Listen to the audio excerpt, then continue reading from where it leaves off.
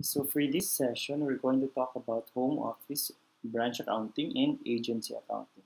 So why would an entity create a branch or an agency? So if an entity wants to explore to expand its market, it can go to other geographical regions by establishing a branch or establishing an agency. So first, let's compare a branch in a sales agency. Okay, so sales agency versus a branch. For a branch carries its own inventories, and, and so if there are customer orders, the branch can immediately fill it up. On the other hand, for a sales agency, they normally have samples inventory where the customers could take the samples, and if they decide to buy, they are just going to fill up customer orders, and sales agency will just forward it to their home office. So a branch maintains its own set of books. It has its own journals, ledgers, and other books of accounts. While for sales agency, the journal entries are recorded immediately in the home office books. What they do is that they just generally, they just maintain a cash book in order to record the cash disbursements from their cash fund. So as I have said before, for a branch, every time a customer places its order, the customer can immediately get their, or depending upon the stock, the customer can have their orders. But for a sales agency, what they do is that after the customer fills up their forms, the forms are being forwarded to the home office, and it is the home office who will satisfy the customer order. So in this case, the customer or the home office will deal directly with the customer.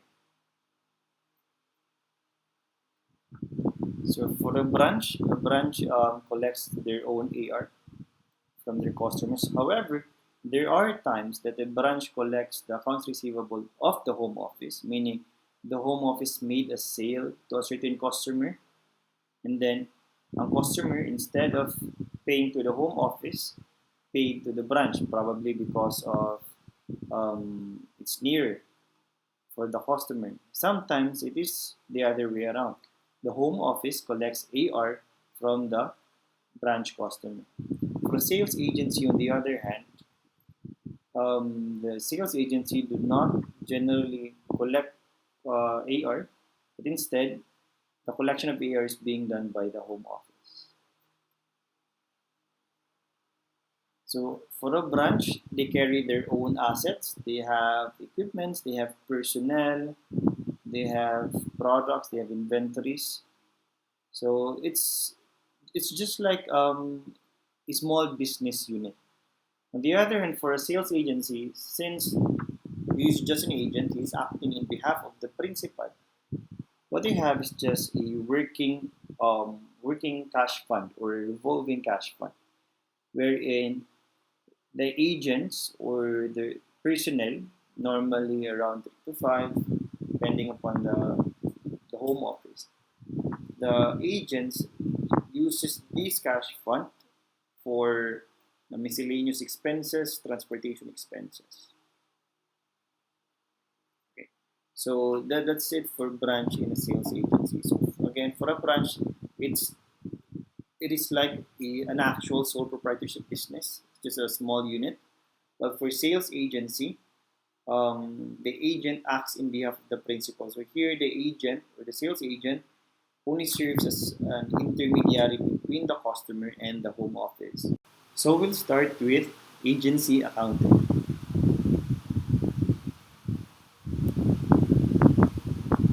So for agency accounting, as have been mentioned before, entries are made directly in the books of the home office. So entries are the same with the regular business. That means every time there is a sale, you debit A or you credit sales. So if there are expenses, you debit expenses, credit cash. However, since this is a working fund, there are certain rules. So if the home office wants to determine the net income of each of its sales agency separately, it will maintain distinct revenue and expense accounts in the name of the sales agencies. For example, you have sales, then agency A. This will segregate the sale of agency A from the rest of the sales of the home office or the sales of other agencies, because entries are being made in the home office books. The sales of agency A might be confused or might um, will be mixed with the regular sales of the home office. So if the home office wants to determine the performance of a certain agency, the sales or the account titles as well as the account codes of this agency will be marked with agency A, or as the case may be, it could be agency B or agency C, or whatever the name of agency is, so that at the end of the reporting period, the home office can determine the net income of this particular agency. Aside from revenue and expense accounts, the home office normally makes a separate account for the cash fund which is given to that particular sales agency. For example, a certain cash fund amounting to 10,000 is established for agency A. Then we debit cash sales agency A or agency A and credit cash. So here's an example. A working fund was established in the amount of 100,000. So as I have said, debit cash, agency A, credit cash, 100,000. So this cash will still form part of your total cash and cash equivalents. Okay? This is just being established in order for the home office to determine that this particular money has been sent to agency A for their working fund.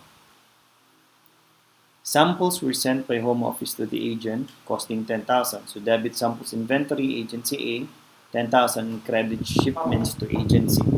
So these samples inventory, agency A, forms part of your total inventory, while these shipments to agency is deducted in your cost of goods sold. So in computing your cost of goods sold, we start with inventory beginning plus purchases plus freight, and you get total goods available for sale minus shipments to agency, you will get total goods available for own sale. Okay, because these inventories has been sent to the agency, that would mean these inventories won't be available for sale sa home office. Okay.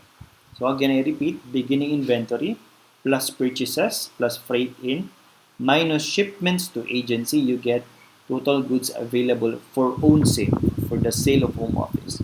Then less ending inventory, you get a cost of goods sold. So customer orders sent by agency A to the home office amounting to 25,000.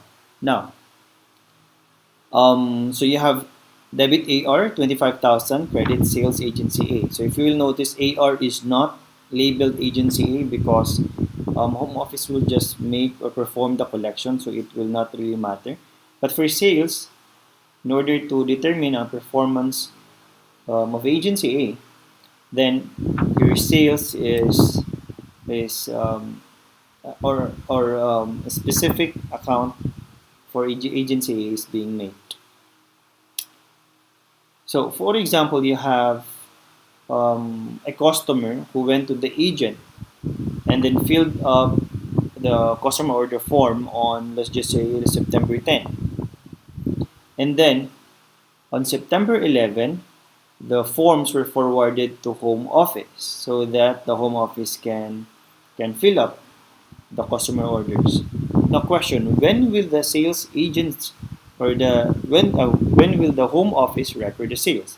Will it be on September 10, which is the date when the customer filled up their orders, or will it be September 11 when the home office actually received the customer orders? Now in this case, the home office will record the sale only upon receiving the customer order. So that would be September 11. Because how will the home office know about such customer orders? They will know only upon receiving the customer orders. So If you'll notice, you have customer orders sent by agency A to the home office, not the time the customer went to the agency in order to fill up the customer order. Next, disbursement of 5,000 out of the working fund. So if you'll notice, no entry. There's no entry because, as you can remember, under in your petty cash under imprest system. So we have fluctuating, we have imprest system. Under imprest system, you do not record any expenses upon disbursement, because how would the home office know about such disbursement?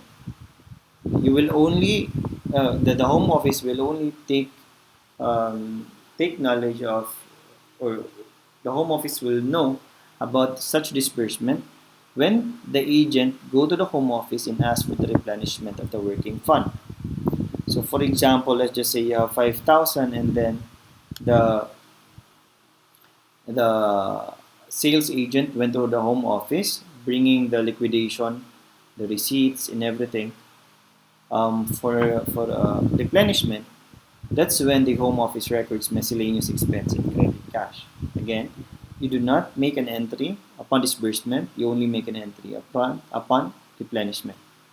Next is to close the nominal accounts to agency A income. So this is how the home office determines the performance of a certain agency. So you close debit sales, credit miscellaneous expenses, or yeah, credit miscellaneous expenses or various expenses, credit agency A income. So if you have several agencies, you're going to make these entries separately per agency, so that you can determine the income for each agency. Then finally, you close the agency A income to the income summary account, which contains all the income of home office and other agencies. Now, there are times in some problems we will encounter this, that out of the 10,000 worth of samples, only 5,000 were left. So asa man ang sobra nga 5,000. So it could have been consumed, or it could have been sold by the agent. So at any rate, what you're going to do is that you debit expense, okay, could be cost of goods sold or any expense account, miscellaneous or various expenses, amounting to the difference between 10,000 and the remaining inventory.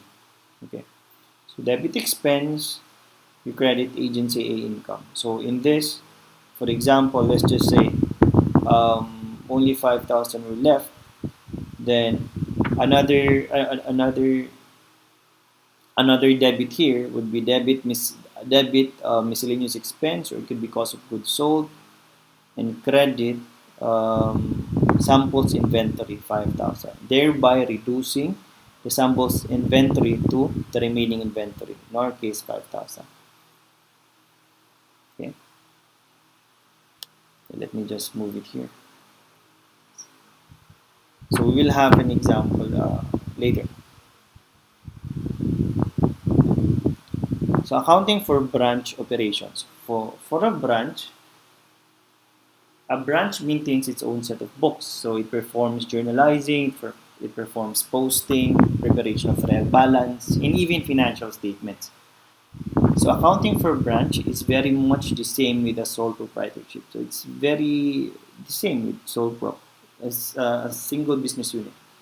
So as a business unit, it records sales expenses the same way as a regular business. So every time there is a sale, you debit AR, you credit sales. Every time there is acquisition of equipment, debit equipment, credit accounts payable, or credit cash, or credit notes payable. Every time there is collection, you debit cash, or credit AR. So it's very much the same with a business unit. Now, though a branch prepare its own financial statement, take note that this financial statement is only for internal reporting purposes only. So, according to the new conceptual framework, the latest one, chapter 3. So, you have group financial statements. There, a consolidated financial statement was distinguished from a combined financial statement. So consolidated financial statements is made if um, you have a parent and subsidiary relationship. However, if a reporting entity comprises two or more entities that are not all linked by a parent-subsidiary relationship, the reporting entity's financial statement are referred to as a combined financial statement. So in this case, a branch makes its own financial statement but only for internal reporting purposes. Because a branch is not a legal entity registered legal entity, it's only an extension of the home office. So this branch is not required to prepare an external financial report, meaning a financial statement for public for primary users purposes. It only prepares financial report so that it will later be combined with the financial statement of the home office. So the difference between the parent subsidiary relationship and the home office in a branch is this. For a parent subsidiary relationship, a parent is an existing entity, a legal entity registered in SEC. Okay? The parent has its own shareholders. Subsidiary, on the other hand, also has its own shareholders, but majority of which, if not all, has been acquired by the parent. But again, this subsidiary has its own shareholders. It is a legal entity registered in SEC. So they are both registered entities. They are both required to prepare financial statements. But because of IFRS 10, which mandates IFRS 3 and IFRS 10, IFRS 3 is business combination, IFRS 10 is consolidated financial statement, they are required to prepare a consolidated financial statement because they are treated as one entity. But again, they are registered legal separate entities. For home office in a branch, the home office in the branch constitutes one single corporation. So they only have one set of stockholders, one set of management. So branch is only an extension of the home office. So when preparing financial statement, they should prepare one financial statement. That's why they have the combined financial statement. So the financial statement prepared by the branch is only used to facilitate the combination or the combination in preparing the external financial report. Okay. Now, so the way you record transactions between in transactions of the branch is the same with sole proprietorship, except when the branch transacts with the home office or the other branches. Okay. So, for in a branch, in the branch, we have what we call reciprocal or intra-company accounts. Transactions between home office and branch are recorded using reciprocal or intra-company accounts. So these reciprocal accounts, in preparing the combined financial statements, are later eliminated. Okay, we will have discussion for preparation of combined financial statement. So these reciprocal accounts always equal to each other. So if there are discrepancies, a reconciliation shall be made, which is the same with your bank reconciliation, book to bank and bank to book reconciliation. So again, they are eliminated when the external financial reports are prepared. So this is in the books of your home office. You have what you call investment in branch, or in other books they are called branch current. So in the books of the branch, you have what you call the home office or the home office current. So investment in branch or branch current has the same nature with other investments like investment in associates, investment in subsidiaries, or investment in equity securities, or investment in bonds. So investment in branch is also an asset account. It's an asset account.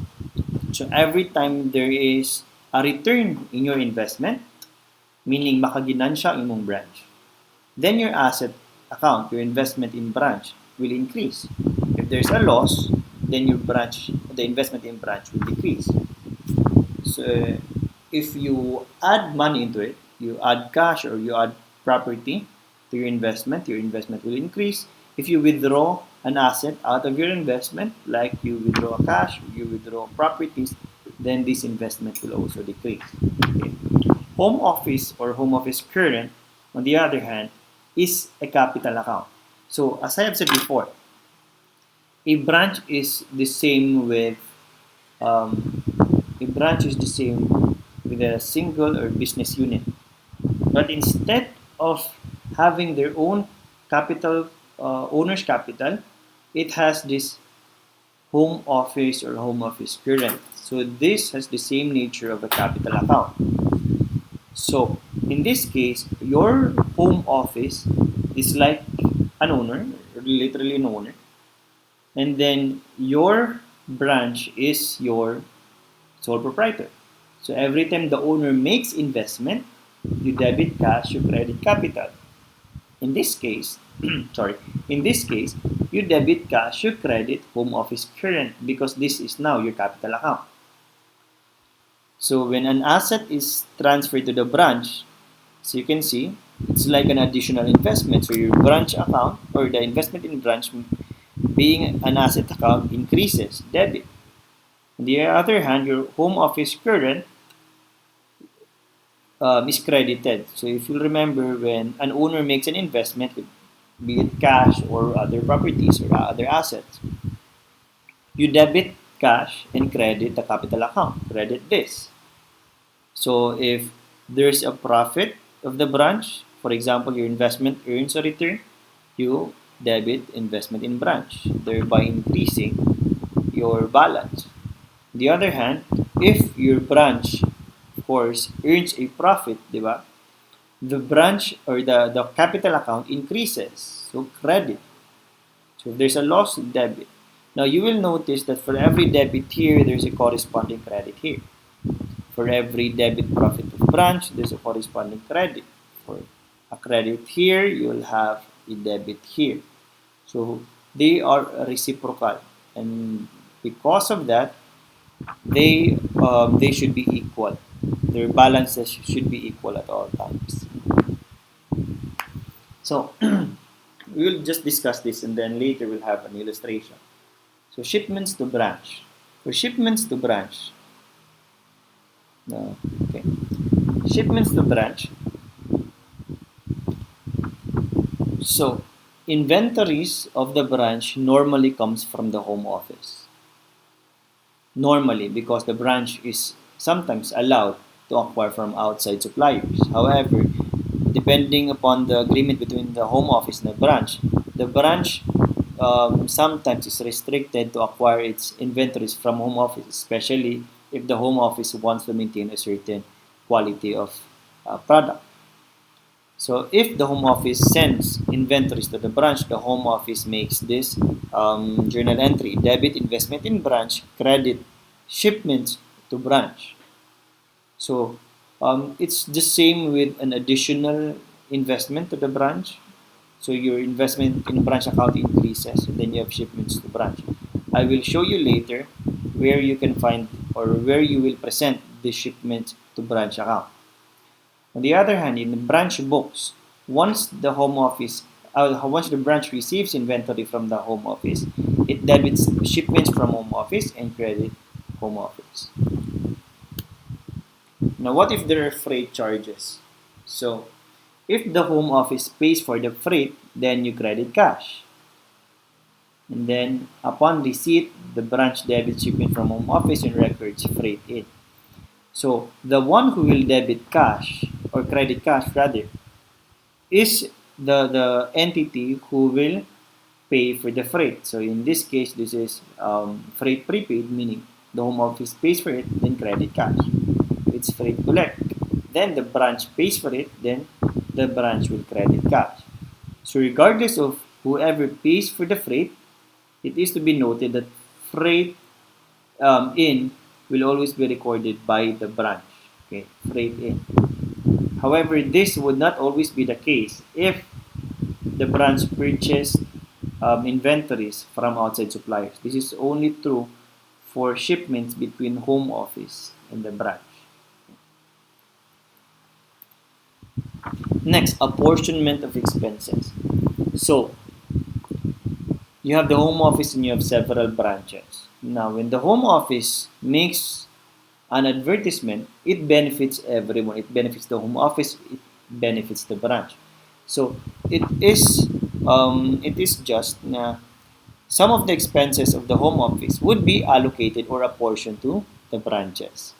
So, what are examples of expenses that are allocated from the home office to the branch? So, sometimes you have expenses incurred by the branch but paid by the home office. So, let's just say, for example, the branch ordered supplies, and the supplier came to the home office for the payment. And so the home office paid for it, but again, it was the branch who used the supplies. So these expenses would be transferred from the home office to the branch because it was the branch who actually used the supplies. Next, expenses paid by the home office in behalf of the branch. So same thing. And then you have allocation. So for example, you have group or composite method in computing depreciation, wherein um, the assets are all assets are recorded in the home office books, and then you record depreciation. So for those equipments or properties or PPEs being used by the branch which are recorded in the books of the home office, depreciation will be allocated to that to the branch, depreciation of that certain PPEs. Or you have share in general advertising costs, which are shared to other branches. So journal entry, debit investment in branch, credit various expenses. So for example, this could be depreciation, this could be advertising expenses. So if you will notice, your expense account will decrease. So the home office expense account will decrease because it has transferred this expense account to the branch. So the branch now, since get transfer man, because the expenses was transferred from the home office to the branch now records its expenses and credits home office. So it's as if the home office pays for the expense and then transfer these expenses to the branch.